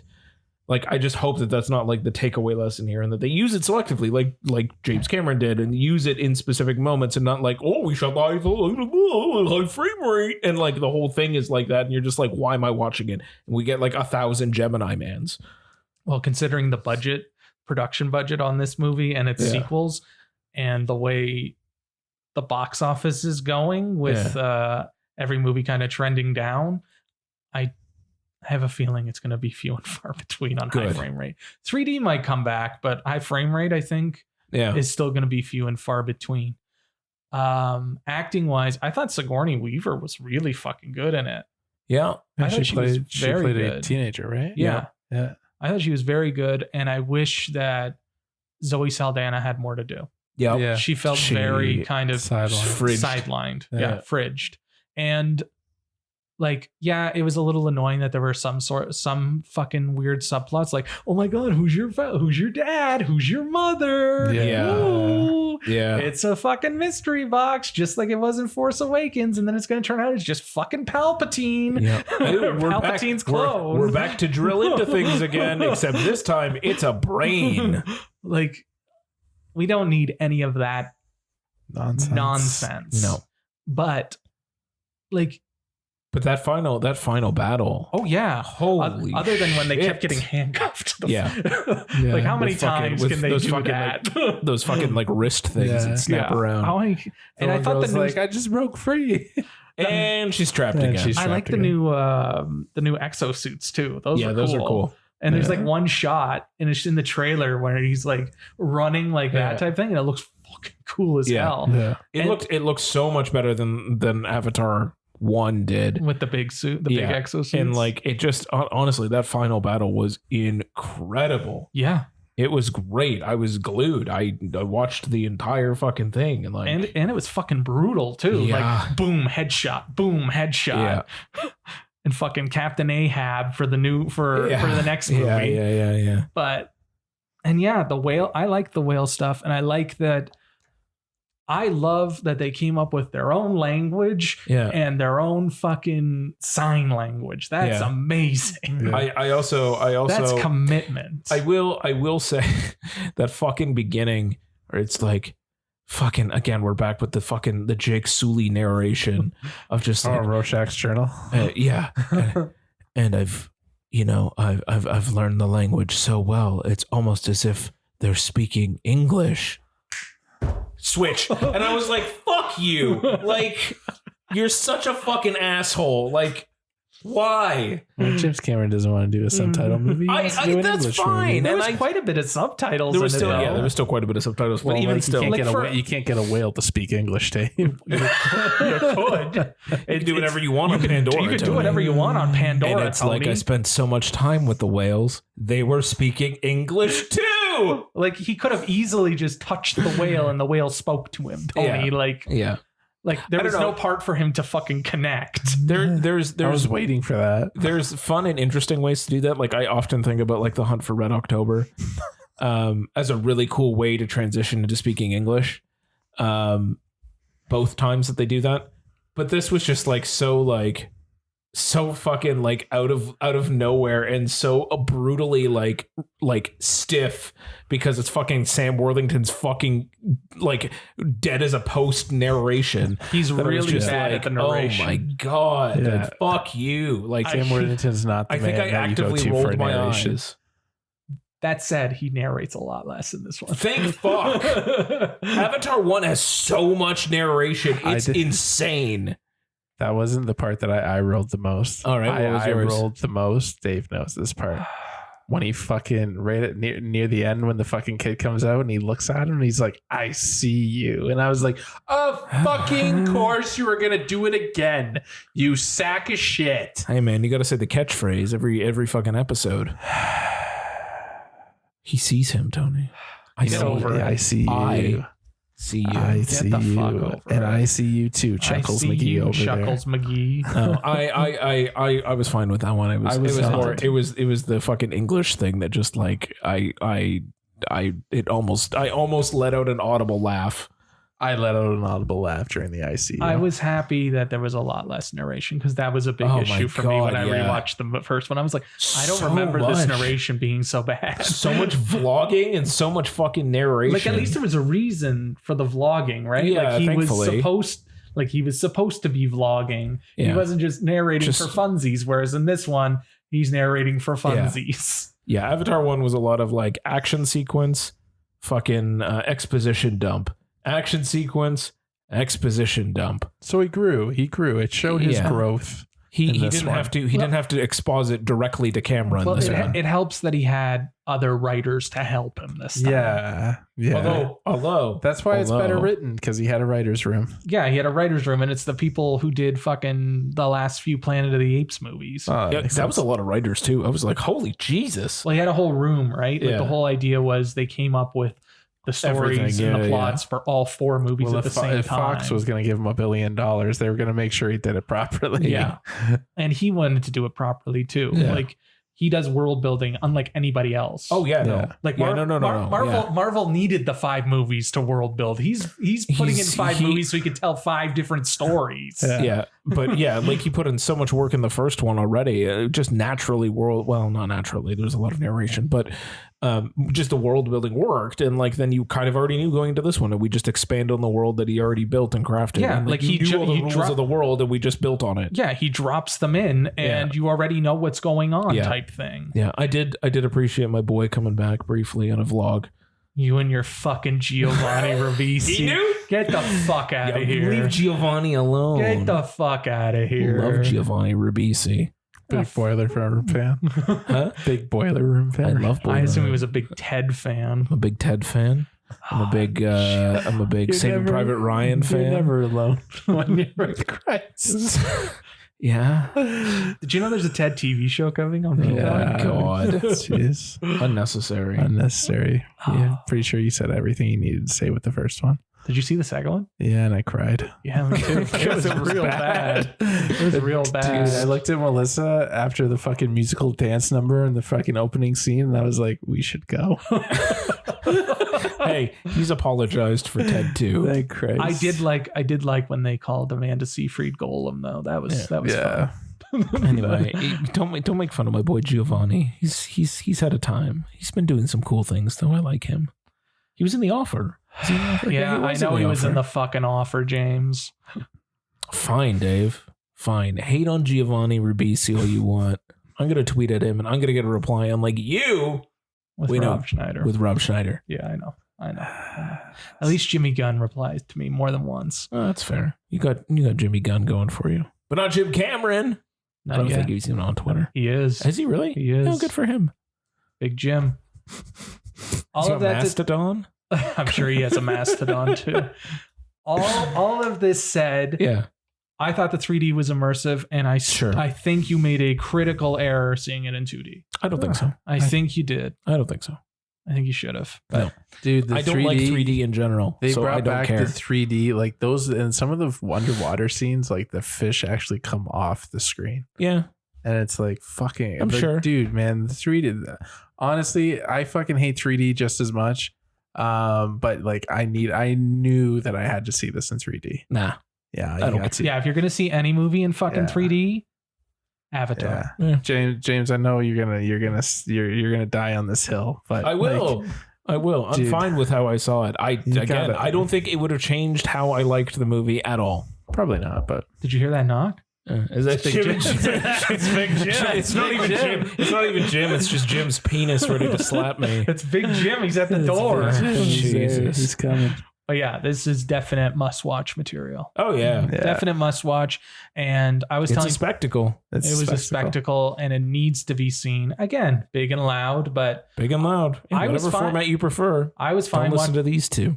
I was fine watching Avatar on my 75. It was still pretty immersive. You should see the fucking D-Box, man. It was fucking great. I enjoyed watching Avatar. I enjoyed watching. I enjoyed watching Avatar on my 75 as well. Yeah, like nice. It's still pretty immersive. Yeah, it still looks great. Yeah, watch if you want to watch. I know a lot of people said like it doesn't look the same, which is obvious, but I still thought it looked great on a 75. Yeah, if you want to watch the first one, watch it on as big a screen as you can possibly put it on, because it still looks great. Mm-hmm.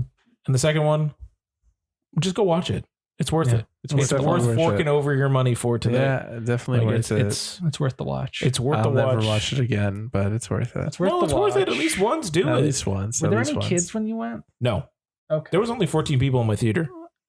Yeah. Well, you went first thing on Thursday night. Thursday 5:30, and there was like 14 of us in there. It was pretty fucking like we were sitting in the sort of like the middle. Yeah. Nobody was in front of us.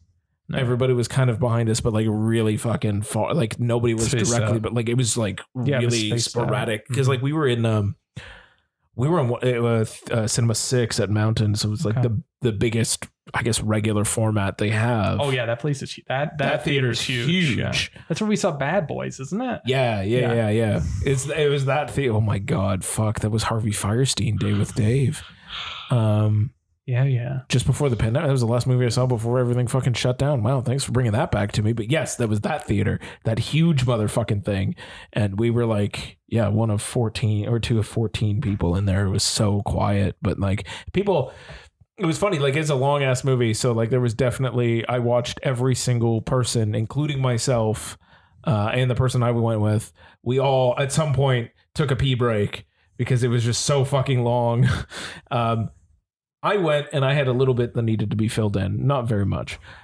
She went and came back and I went, yeah, we're still at the fucking Captain Ahab chasing down the whale scene. Like it was the same scene. She's like, what did I miss? I'm like, nothing. Yeah, well, because, there was time. So anyway, yeah. Melissa got up to get popcorn. She didn't. We got to the theater late, and we were planning on getting there for 20 minutes because I just wanted to have time. Yeah. And we got there really, really late, and we got through about I think 2 hours. Yeah. I think 2 hours. Yeah, it was about 2 hours. And I watched everybody do the walk. She, what do you call it? She turns to me. She was just like, "Hey, Tony, how much time is left?" And I looked at this was the only time I looked at my cell phone because it's not a boring movie. I was pretty into it. No, but there's moments. I looked at my cell phone and I was just like, probably got like another like hour and a half. And as soon as I said hour and a half, her eyes lit. She's like, "Nope. Fucking we're getting popcorn." Yeah. No, everyone in our theater at some point made the walk out either for pee or for more snacks or something, just because, like, you know what? Can we get to a point where if your movie is over 3 fucking hours long, can we bring back the intermission? It'd be nice. Right? Like, just it would be nice. Triple R style. Just give me a 15-minute in the middle. Let me take a break. Like, everybody gets to go pee, get some more food if they want. I'm sure the theaters will love it because people will be buying more fucking concessions and shit. It was fun when we saw it in, what was it? Hateful Eight. Hateful Eight. Yeah, when we did the roadshow. Well, that the full thing, the overture and the intro. But like that, like if your movie's that fucking long, and I'm not faulting James Cameron for making a 3 hour and almost 15-minute movie. 3 hour and 10 minutes. Yeah, 3 hour and 10-minute movie. I'm not faulting him for it, but just like, give my bladder a rest. He said you could go whenever you wanted. Yeah, well, I appreciate that. So he's not knocking at my door for going pee. No, he's fine with that. Thank you. And he because people were saying things like that. He's like, "I don't give a fuck. Go pee." All right, that's weird. Go pee. Who cares? Well, like, but just like so, then craft an intermission. Dave, did you make it through? I did. I'm fucking proud of you. I did. We made it. We made it through Babylon. Both of us. Yeah, we made it through Babylon, and I was fine during Babylon, but like.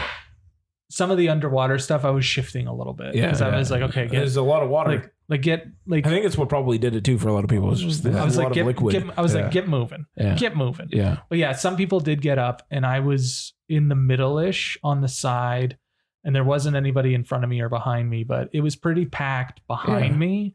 And I went at 6:30. No, I went at 6:15. Yeah, and it was everybody was an adult. It was definitely like. Older 20-year-olds and into 30s and higher. It was which I was impressed with. Yeah. And I had told Tony because you got lucky. I felt the D box from where I was sitting. I was sitting nowhere near the D box, but I could feel it. Yeah. So I knew he would have a good time. That's great. That's good. That's great. We went 2:00 on a Saturday. It was pretty full, but there's still a lot of seats left. Yeah. And I heard a couple of kids. Yeah. That's fair. So it's a big recommend. Go see it. Find a screen and go do it. I mean, you have Christmas Vacation now. It's going to be out. Just go watch it. It's worth it. Yeah, there's nothing coming up for quite a while. It's going to be out for a long time. Just fucking watch it. Yeah. Just fucking watch it. It's that and Megan. Oh, God, I can't wait for Megan. I know. I'm very excited. And Babylon. I do want to see Babylon. That's a good one. Yeah. Anyway, shall we? Onwards. We're already a little bit long in the tooth. I feel like we've been talking about Jim Cameron's big dick for a while.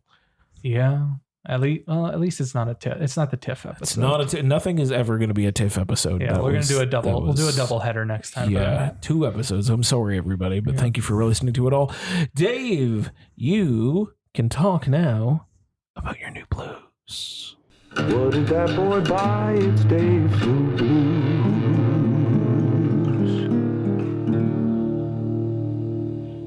Tony's vibing again. I love when Tony vibes out to a jingle that's not playing. He just listens to music in his head. It's all in his head. It's where Tony lives. Dave, what do you got for us, buddy? You say that like it's a bad thing. I don't. I got some new stuff, but the one I watched and the one that I was enjoying, and I'm so happy I bought it, is the new 4K Vinegar Syndrome version of Vinegar Syndrome Roadhouse. The fuck is Vinegar Syndrome? It's a new boutique. It's another boutique, buddy. Jesus. That Dave promised me we wouldn't get into. Jesus. Ask Dave how many Vinegar Syndrome movies he has. Is it 5? Like 5 or 6. Yeah. Ask me how many I have. Is it 0? 5 or 6. Oh my God. Tony. They're much like, I thought Scream and Shout were cult and Arrow was cult. Like, this is like deep cut cult. Oh, okay. Like 20% film and cinema and 80% fucking pornography. Cool. Like if you ever wanted Debbie Does Dallas, Vinegar Syndrome has it.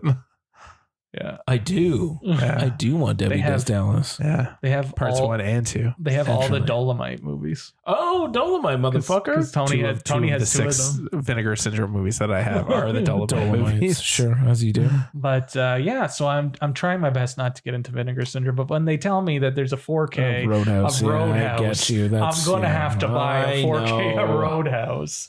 This thing's beautiful. It comes in a hard case that has like a magnet on it type thing to keep it closed, and beautiful artwork. I'll show you pictures of it after. Okay. And then it's 3 discs, 2 Blu-rays, 1 4K. 4K, sure. Most of the features from the Shout version that Tony and I already have, plus some new featurettes and new interviews. Right. And it looks amazing. It's running so high, and it's just, the neon is amazing. Swayze's ass looks amazing. Sure. Just like, I fucking love that movie so much. Yeah, I didn't really great. notice all the scars he has. Like, I know he has a bunch of scars, but they're very prominent in 4K. Like, you can see them right there. Yeah. You can see them. Sure. And like, you can see like the individual hairs. Like, it's just so well done. Yeah. And then it has the book, the book of essays. You need to have the book because it needs to be there. Of course. But I realized that Roadhouse is one of the most fun and guiltiest pleasures I own and I'll ever watch. But you got to watch it with someone. It's not as fun watching it alone. Sure. It's definitely a movie you got to watch with your buddies. Sure. I get it. But it looks great. I love and yeah, I'm a little more into Vinegar Syndrome than I wish I was, but yeah, Hey, this is when the release comes out. This is a must-have. Yeah, for Dave. This is no, I think you should get it too, buddy. It's worth it. Guess what else is on Vinegar Syndrome? Tell me. That movie that we all know and love as Donnie's Bar Mitzvah. Donnie's Bar Mitzvah was on Vinegar Syndrome? I just picked it up, buddy. It's not quite. They have their own line. Yeah. And then they like do like distributor, like other smaller titles. distributor titles, Yeah. and that was one of them. With like special slipcases, like limited edition nice. slipcases. Yeah, they have fancy. The slipcases are very fancy. That's nice. They're very thick. I did like Donnie's Bar Mitzvah. That was wild. It's there, man. You can get it. That was wild. I'll take a picture of it Please for do. you. It's worth it. The Donnie Bar Mitzvah one's I'm pretty scared. cool. I'm really scared. good. Don't start me down a path of Vinegar Syndrome. It's pretty cool. I always lag behind you guys by like 5 or 6 movies, but then it just starts and then I can't stop. It's gonna be interesting for you. It's gonna be interesting. Goddamn. It's gonna God be damn it. interesting. Boutiques, man. They're killing Gotta us. support them. Killing us. Gotta support them. Gotta support them. But yeah, that was beautiful.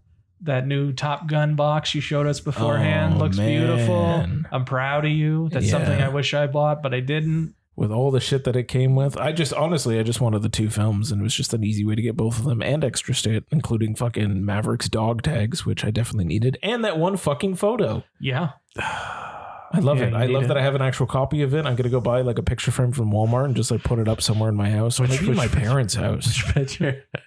Which picture are you talking about? Him and Iceman. That shows up like 78 fucking times in Maverick, and it's just like, and it's so like egregious the way that it shows up, and it's just like, I now own a copy of that photo. I love it. And the Redux one with Miles. Yeah. Jesus Christ. With Rooster, sorry. Rooster. Talk to me, Goose. Yeah, you need to put it. Just put it somewhere. Yeah, it's gonna exist put somewhere. It somewhere just like very inconspicuous. Yeah, just like somewhere you wouldn't notice the photo unless you actually looked at it, and then you have to double take and wonder why it's there. Why is a picture You know what? of Tom Cruise and Val I'm gonna put it exactly above my bed. That is where that needs to go. Most people have Jesus, a cross, or something like that for the Lord watching you, but in my case, it's Iceman and fucking and Maverick looking down on me as I do the deed.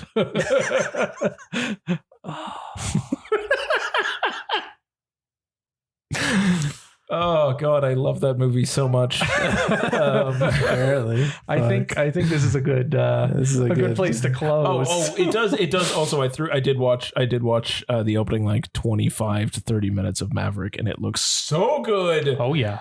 Oh yeah, and it sounds incredible in Atmos, and just oh my god, like I cranked it to the point of just like my walls in my basement were shaking, and I'm sure my neighbors were upset at me, but I don't care. Were they, or were they like, "Yo, he's watching fucking Maverick, I'm coming over"? Were they upset that you had it that loud, or were they more upset that you didn't tell them to come over? It's probably that I didn't tell them to come over and watch the movie that I've seen way too many times this year. I'm so proud of you. I love it.